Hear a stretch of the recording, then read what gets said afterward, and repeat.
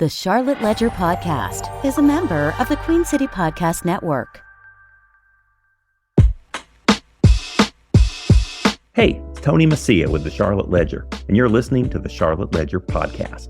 You can find out more about the Charlotte Ledger by going to thecharlotteledger.com. Today's podcast is part of a special series we're doing in which we interview winners of the Charlotte Ledger's 40 Over 40 Awards. The recipients are people ages 40 and up who are making a big difference in the Charlotte area, people who saw a need and took action. You can find out more at ledger40over40.com. The host of today's podcast is Steve Dunn. In his day job, he's a mediator who offers dispute resolution services through the Charlotte office of Miles Mediation and Arbitration. Enjoy. Welcome to the Charlotte Ledger Podcast. I'm Steve Dunn. I'm joined today by Chris Berger, Vice President of Enterprise Communications for Atrium. Welcome, Chris. Thanks so much, Steve. Great to be here. Vice President of Enterprise Communications. What do you do? Wow. I think the better question is probably what don't I do? You know, when you think about... You don't treat patients. Well, that is true. That is true. You don't pay the taxes or run spreadsheets, right? Thank God. Thank God we have people for that. When I lead a communications team, it's a typical communications team probably that's set up at a lot of corporate agencies and corporate entities. Basically, I have an internal team that handles, really bringing the hearts and minds of people together to understand the mission and vision and what we're going for. And then also an external team, that it deals with everyday media questions, as well as just getting good news out there about what we're doing. And then that includes social media. So social media is obviously a really big part of communications nowadays. And then also you think about we have a big clinical focus at Atrium Health with all of the things that we're involved in and our service lines. You think about our heart and children's, all of those type of things that are happening across the cancer care. So we have people that are dedicated to each one of those service lines and sharing the great stories that are coming out of there or dealing with the crisis that is happening there. So you think about the breadth of everything that we're kind of involved in at Atrium Health spread across many states. We're in North Carolina, South Carolina, Georgia, Alabama now, and we have lots of hospitals and lots of locations. And then not to mention the 75,000 teammates that work there. Well, there's a lot to discuss. I'm interested in this concept of the internal and the external. Yeah. I think from the outside looking in, if you're meeting someone who's involved in corporate communications, you're going to assume that it's a lot about PR and outward-facing stuff. But it sounds like a big part of the job is internal communications. I wonder sort of on your team, sort of on balance, how much of your resources allocated to each part, and what are the objectives and goals of each one of those different outreach efforts? Well, internal team, like I said, when you're talking about the hearts and minds of teammates, we have obviously a very amazing mission, I believe, and something that's kept me at Atrium Health is, provide health, hope, and healing for all. And so how do you really instill that in teammates and let them see that every day? And you can imagine if you're a nurse working the bedside, or you're a doctor, or you're in someone like me in a service area, those are drastically different areas. And how do you really shape messages to reach them directly to where they actually feel that mission every single day and want to stay working there? And that's, part of that is engagement. I mean, we talk about that all the time. Are teammates engaged? And how do you keep them engaged? And that is a really, really big part of making sure that they, as much as you were talking about the PR side, as externally people see those stories, internally, that's just as important. I think that's a missing piece that we do. And one of the things that, when I first joined Atrium Health, then it was Carolina's healthcare system, we really went on this journey to modernize communications. And one of the things we brought on was a teammate app. So no matter, you can imagine, if you're a nurse, you don't have time to log on to a computer and check your daily emails and all those things coming from my team, right? You want something that you consume information the same way as everybody else. And there's a reason that people go to Facebook, Twitter, Instagram, all those type of things. It's because there's interesting information there. So we feed up the same type of snackable information about great things that are happening across Atrium Health to every teammate, everybody from the environmental services person to the nurse, to the doctor, to just your everyday worker who's making sure that everything happens in a service area.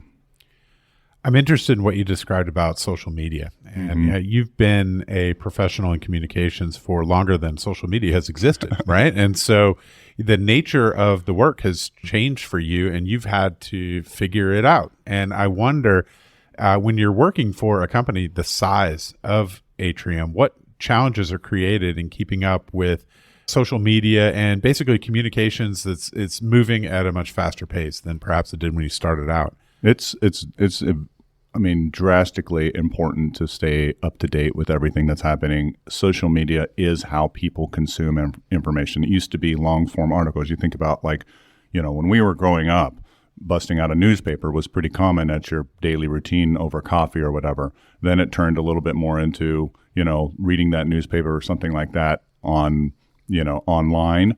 Now, if you look at, what's happening is Twitter really changed the game, right?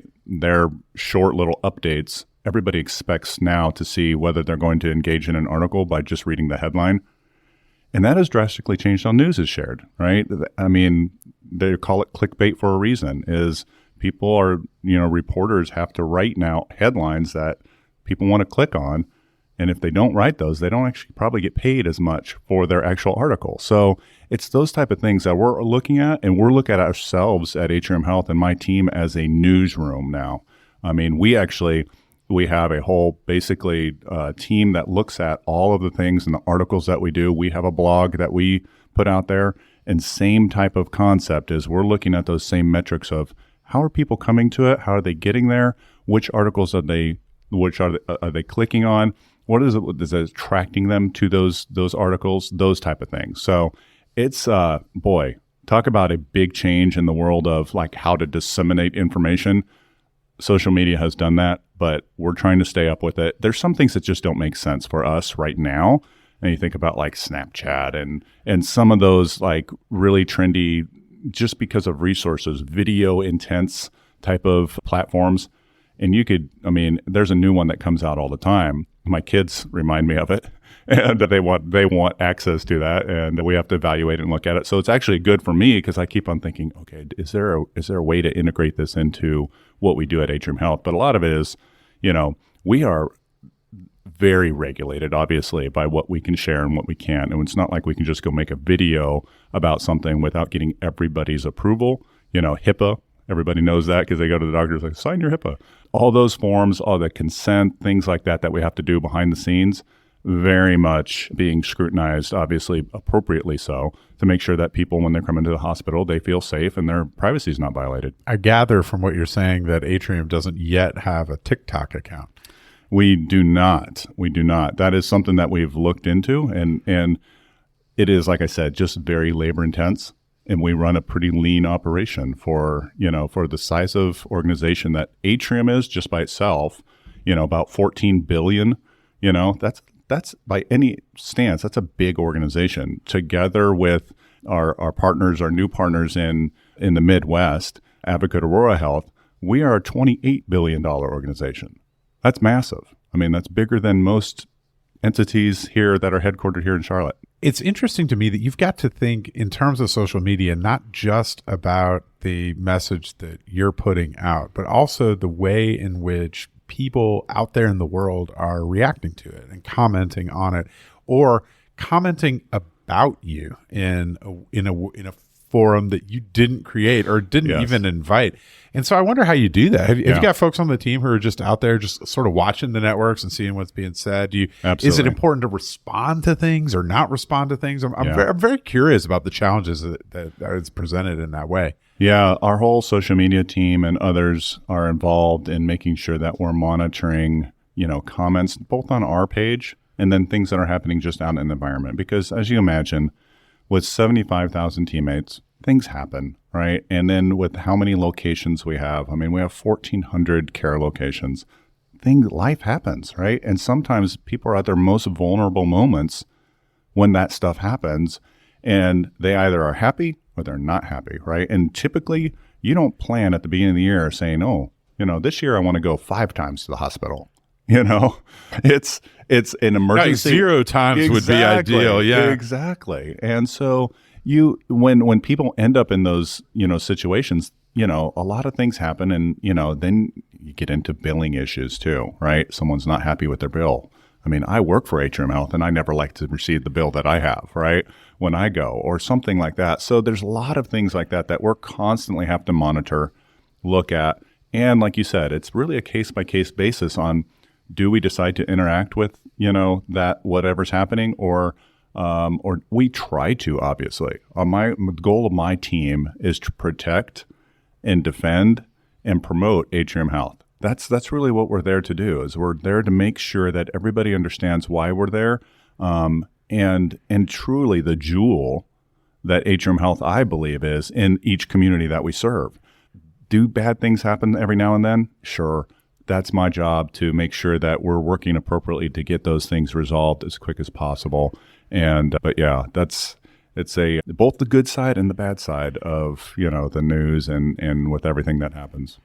Prior to coming to Atrium, you worked doing communications with Walmart, including a stint in Arkansas. Yep. And I'm curious about the challenges that are created being involved in an organization like Atrium, which is not exactly a private company like Walmart, but also not exactly a public entity like the local government, right? Sure. It's kind of a strange sort of hybrid that most people, I'm a lawyer, my background is as a lawyer, and I would suggest to you that even most lawyers don't even really know sort of what the dividing lines are. Yeah, it's a hospital authority, like whatever that means, right? I just wonder, in your role for communications, like what challenges that creates, how it's different from the work that you used to do for a very well-known public company. It's probably the most common question I get when people find out that I worked for Walmart. And, Walmart was, I thought, it couldn't get any crazier than Walmart, right? Like when you're trying to communicate to 2.3 million teammates, or associates as we called them there, that was a big task, right? And you think about like when things happened like Ebola, one of the task force that I was in charge of was making sure that everybody was coordinated throughout the world on our response to Ebola. And you can imagine with 2.3 million teammates, there were teammates that were on flights that we had to help because they were exposed to possibly Ebola, And so you remember all of those things that were happening, and it was wild. Fast forward, 6 years ago, I joined Carolina's healthcare system. We did a big name change to Atrium Health. And if you had told me that the healthcare could be as more complex than what I did before at Walmart, I would have never believed you. But that's 100% true. I just could never have imagined how complex the intricacies, the things that you have to watch out for when communicating, like it really is. And then obviously add a small little thing called the pandemic onto that. And wow. I'm going to ask you about that in a minute, but you're touching on something. I was asking you about the public versus the quasi-public sort of set, the private company versus the kind of halfway public entity, which I'm still interested in. But you touched on healthcare, and you mentioned HIPAA before, and sort of the privacy regulations that are involved in that. All sorts of ethical issues and legal issues that are unique to the healthcare setting. You're dealing with a bunch of doctors. I'm married to a doctor, and so I feel I have standing to say it can be a little bit like herding cats. They're very, very bright, very motivated, very talented, good at a lot of things, and are very aware of that, right? Absolutely. And act accordingly. And so, it's a unique challenge, but the regulatory stuff must have taken you some time to sort of wrap your head around. I hate to say, when I came in, I fake it till you make it type of thing. But like I didn't necessarily feel like that. But I will say about a year in, I was like, oh, now I get it.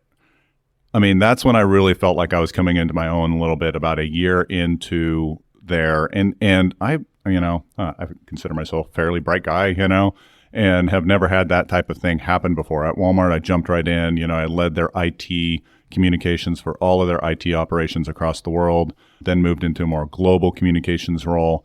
And it was, I felt like that was, maybe a month or two of just kind of figuring out the culture and how things worked.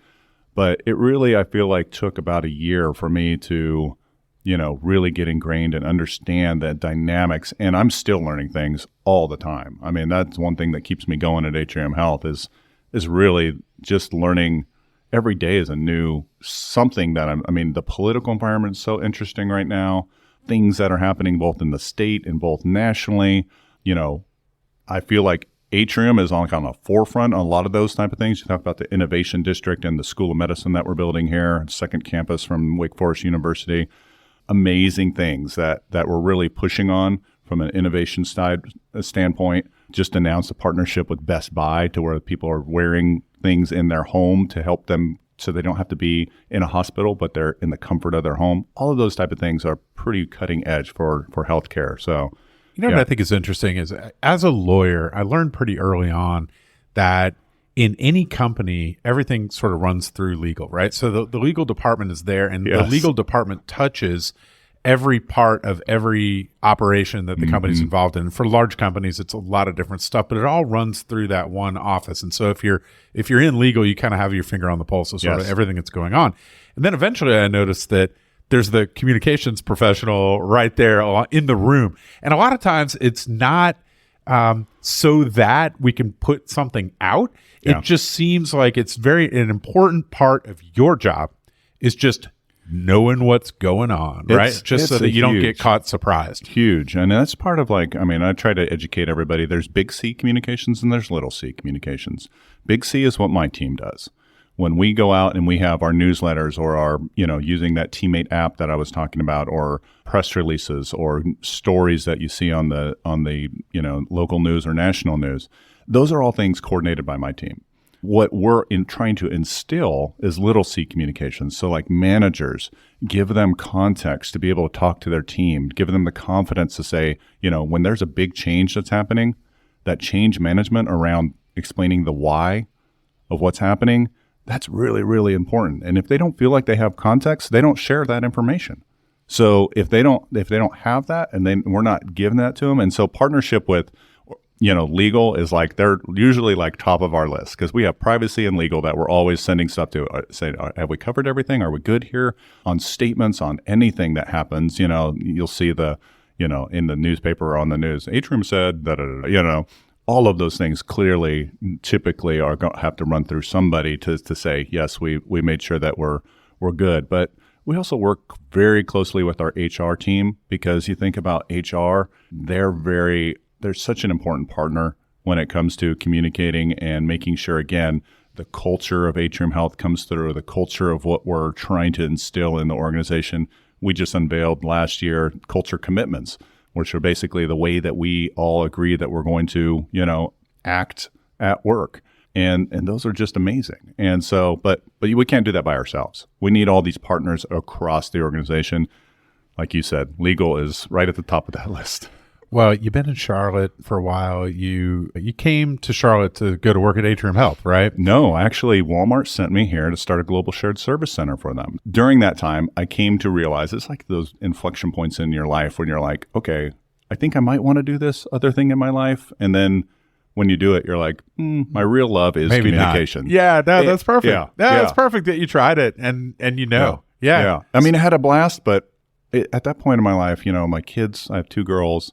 They were growing up fast. I wasn't seeing them that much. It was definitely an all-in job to try to get everything running at the shared service center.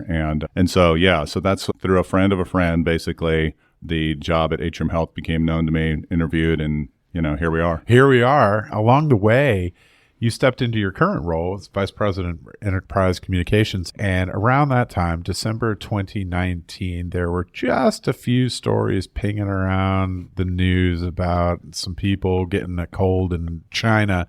And at that time, I think probably a lot of us thought this will be sort of like SARS. It'll be one of those things that we worry about but doesn't turn into much. But next thing you know, within just a few months, we're locked down, we're working remote, and you're in the main chair for communications at Atrium Health. All of a sudden, the task of communicating both internally and externally has changed dramatically. What was that like for you? Well, thanks for that PTSD moment there. Let's relive it together, Chris. Wow. I tell the story a lot is when we started the pandemic, like you said, things were floating around. I can remember drafting and helping draft emails that was going out to staff that basically said, nothing much to worry about. This is like the flu. Don't forget how many people die from the flu every year. We're alluding to SARS, alluding to all those things that our infectious disease team works very carefully on and monitors. And with their guidance and what the CDC was putting out at that point, we said, don't wear masks around people. It'll scare our patients. It'll then make them think this is bigger than it actually is. And it's really not that big a deal. And then, a month later, I can remember saying, hey, go ahead and wear those masks. Probably a good idea to wear masks just to make sure that everybody's protected. And then I remember a couple weeks later, we're running out of masks. Here's the proper procedure for re-wearing a mask that you have, because you need to think about that, or how to properly fit those masks to your face so that you don't catch anything. And then it went crazy from there. And there's just so much to say. Yeah. And just this example of what you're talking about, I think, is a way of explicating one of the unique challenges that you face. Because on the one hand, you're doing the best you can based on the information that you have available. That's it. Right?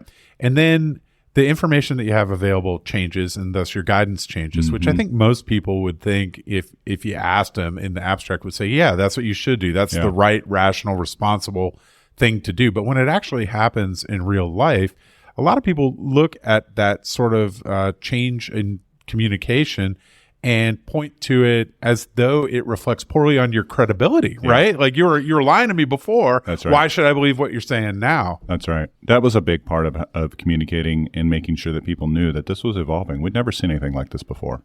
And the world hadn't, right? Like not exactly like this. There were some things that we could look at in the past, but this was unique, and how it was spreading was unique, and each variation of it was unique. And so, when I can think about all of the things at the beginning of, we didn't know, was this thing airborne? How was it airborne? How was it, was it on surfaces? Could you touch things? Think about all of the big thing was wash your hands, right? Cover your mouth when you're sneezing and wear a face mask. That was the best way until the vaccine came. And that presented a whole new set of challenges, obviously. Because ongoing to this very day. Absolutely. Right? Well, one of the things that we're talking about, the internal versus the external, at the same time that the world is dealing with this, and you're dealing with this as a person and as a family man, you're dealing with this whole thing like in the same way that we all are.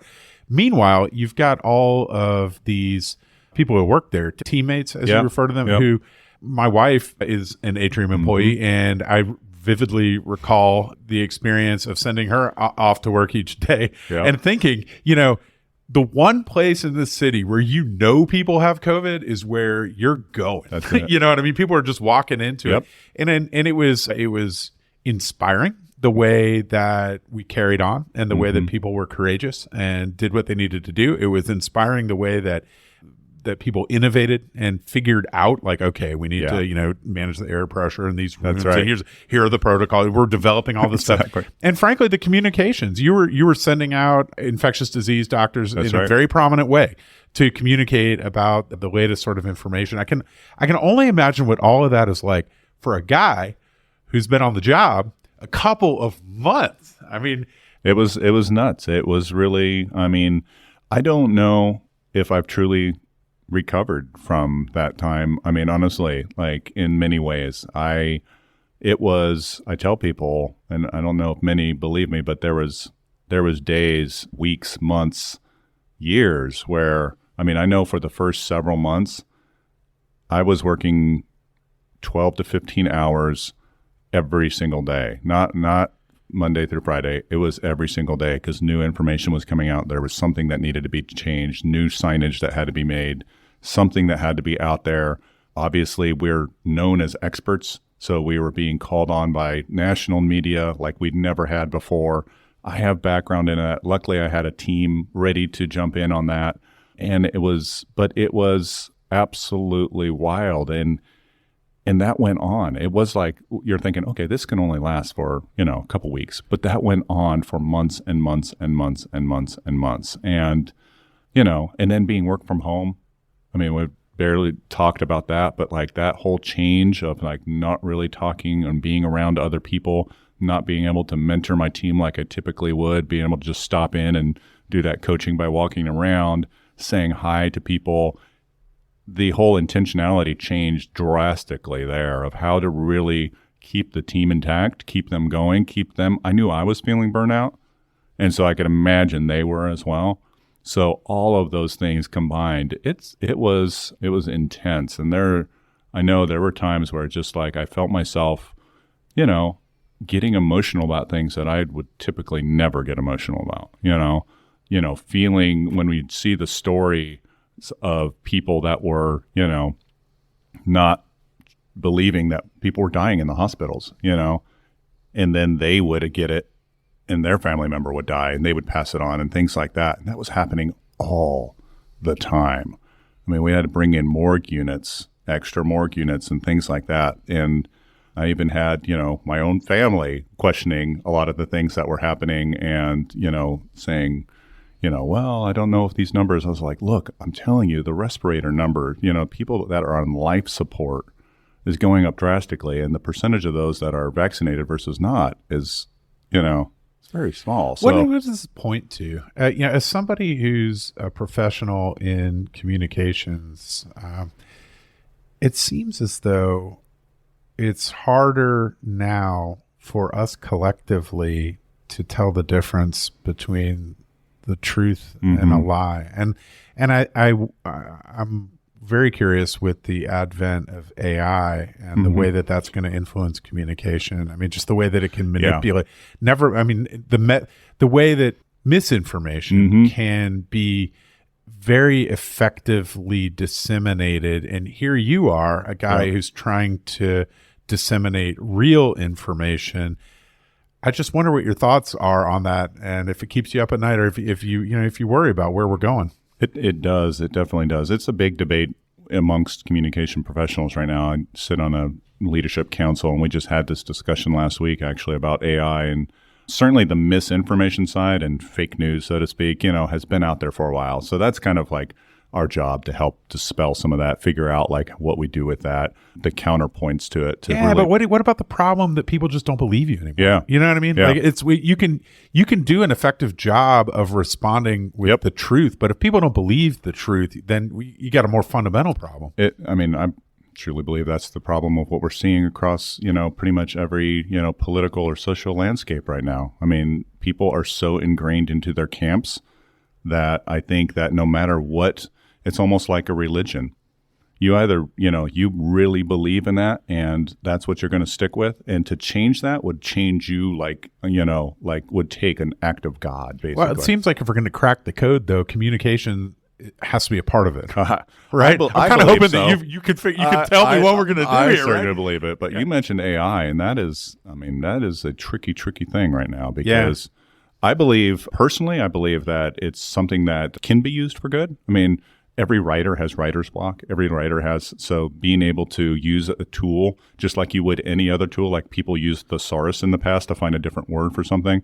I believe if you don't use it, you're going to probably get left behind in some form or fashion. Well, Chris, let's lighten the mood a little bit. Where are you from? That's a great question. So I'll give you my no clear answer. Answer. My dad was in the Air Force. So I was born in Cocoa Beach, Florida. I lived in Iowa for a while. But my earliest memories were in Holland and grew up there, went to a Dutch school. My real first language was Dutch, and lived off base, so really fully immersed into the culture there. And then we moved to from Holland to Arizona, Phoenix, Arizona. How about that time change for you there and culture change? And then we moved to Germany, and then to Louisiana, and then to Florida. And then to North Carolina, and then I've lived a bunch of places since then. Where in North Carolina were you? Franklin. Okay. So my father was also in the Air Force, and I was listening attentively to all the places that you mentioned because I was wondering if we ever crossed paths, but we didn't live in any of those places. But I know exactly what you mean, which is that you live in a whole bunch of places, and it's hard to say where you're from. You can say where you're born. Yeah. And even in your professional life, you've lived in Arkansas and Pennsylvania and Oklahoma before ending up in Charlotte. So you have a perspective, and I wonder, you chose to stay in Charlotte when you thought that Walmart gig was maybe not the thing that you wanted to do forever. You decided to go work at Atrium Health instead of somewhere else. You've chosen to be here for as long as you have. I wonder what it is about Charlotte that keeps you grounded here. We love Charlotte, and it is the place, that we have chosen purposely to raise our kids. Like I said, I have 2 girls. When we moved here, they were little. So it's a place that we decided I want to give my kids that experience of having a place that they can call home that I did not have, and a place that they can come home to when they're in college, when they're past that is home to them. Because like when you ask that question, I want them to be able to say, where are you from? And they say Charlotte. And that's important to my wife and I, just because I feel like that sense of belonging is really important. So, yeah. Well, good for you. You've done a lot.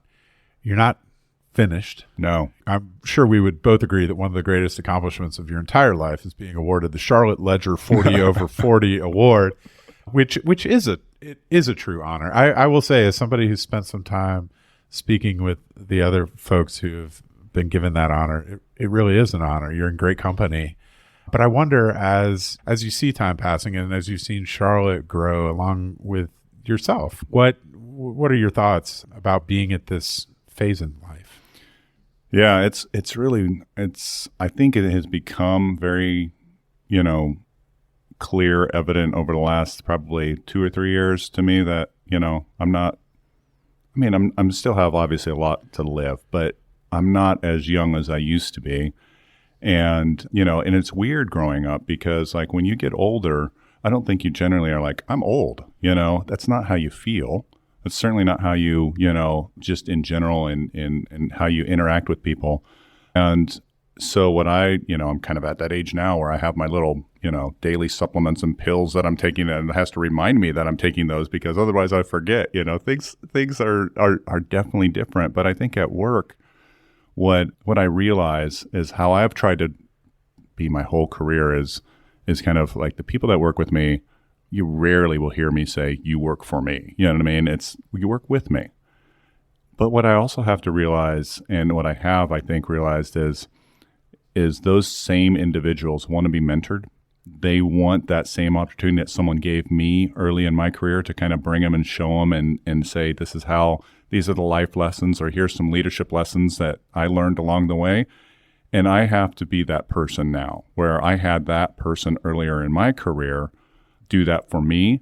I have to be that person now and give them some of those lessons. And sometimes they're hard lessons too. They're not the fun ones. They're the, hey, I saw this happen and we really need to talk about this. Sometimes they're the, hey, let's go have, I do these things called walk and talks right now with my team, where if I see someone really struggling, or they reach out to me and say, hey, can we do the walk and talk? And we'll talk for an hour. We'll just meet out at one of the greenways and we'll just go and they'll just, we'll talk whatever's on their mind. But those are opportunities that I think I have to be really purposeful about now to make myself, especially in today's environment of working from home. My whole team is working from home. So creating those personal interactions are face to face as opposed to video conference to video conference. Online has obviously done some amazing things over this time, but there's still that something special about that face to face. And investing into my team the way that someone invested into me, I think that's really important. Chris Berger, thank you so much for spending time with me today on the Charlotte Ledger podcast. It's been a pleasure. That's it for today. The Charlotte Ledger podcast is produced by Lindsay Banks. You can find out more about the Charlotte Ledger at thecharlotteledger.com. And you can find out more about our 40 over 40 awards at ledger40over40.com. QueenCityPodcastNetwork.com.